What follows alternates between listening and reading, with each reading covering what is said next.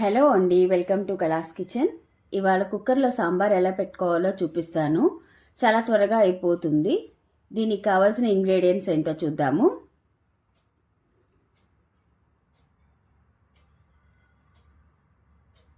ముందుగా కందిపప్పు నానబెట్టుకున్నాను 1 గ్లాసు, సొరకాయ ముక్కలు, ములక్కాడ ముక్కలు, బీన్స్, వంకాయ, అల్లం వెల్లిపాయ, చింతపండు నీళ్ళు 1 నిమ్మకాయ సైజ్ అంత దాంట్లో తీసింది, కరివేపాకు, కొత్తిమీర, చిన్న బెల్లం గడ్డ, సాంబార్ పౌడర్ ఈ స్పూన్ తోటి 3 స్పూన్స్ తీసుకున్నాను. పోపు కోసం నెయ్యి, ఈ గ్లాస్ తోటి 1 గ్లాసు కందిపప్పు నానబెట్టుకున్నాను. ఒక 5 మినిట్స్ నానబెట్టుకుంటే సరిపోతుంది. వెజిటబుల్స్ ఇవే వేసుకోవాలని రూల్ ఏం లేదు, ఎక్సెప్ట్ కాకరకాయ అన్ని వెజిటబుల్స్ వేసుకోవచ్చు. ముందుగా స్టవ్ ఆన్ చేసుకొని కుక్కర్ పెట్టుకున్నాను. 1 గరిటె నెయ్యి వేసుకుంటున్నానండి. నెయ్యి నూనె 2 కలుపుతాను. నెయ్యి అచ్చంగా వేసుకుంటే అది కూడా వేసుకోవచ్చు. 1 గరిటె నెయ్యి అయితే వేసాను. దాని తర్వాత నూనె వేసుకుంటున్నాను.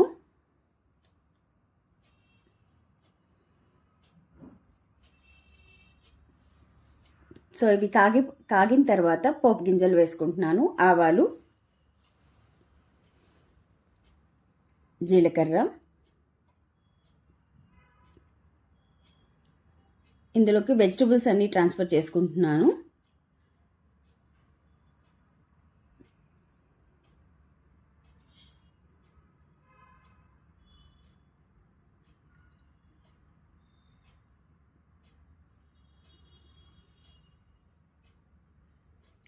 ఒకసారి కలిపేసుకుందాం.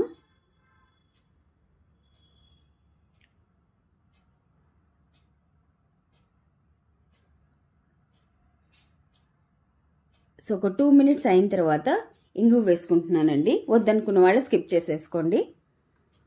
కరివేపాకు, అల్లం వెల్లిపాయ కచ్చాపచ్చగా దంచుకొని వేసుకున్నాను.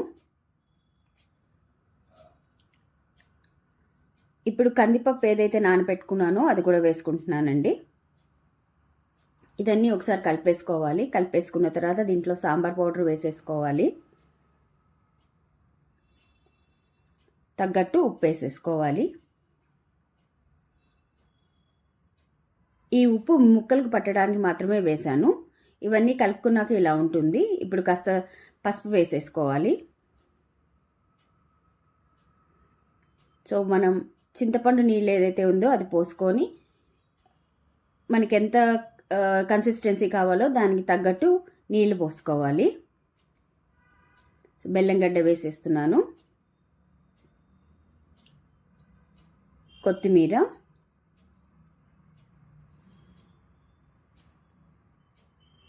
మరి కాస్త ఉప్పు, మనం ఎంత వాటర్ పోసుకుంటున్నామో దాన్ని బట్టి ఇంకెంత ఉప్పు పడుతుందో చూసుకొని వేసుకోవాలి. ఇవన్నీ వేసేసుకున్నాక ఒకసారి చక్కగా కలిపేసుకోవాలి.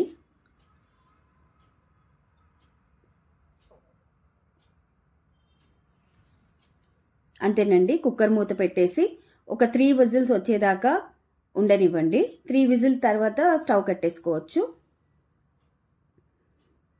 అంతేనండి, టేస్టీ సాంబార్ తయారైపోతుంది. ఇక్కడ వెజిటబుల్స్ నేను తీసుకునివే తీసుకోవాలని ఏం లేదండి. మీకు ఏ వెజిటబుల్స్ కావాలంటే అది తీసుకోవచ్చు. ఒక 15-20 మినిట్స్లో అంతా రెడీ అయిపోతుంది. మీరు కూడా ఇలా ట్రై చేసి ఎలా వచ్చిందో నాకు కామెంట్లో పెట్టండి. Thank you for watching.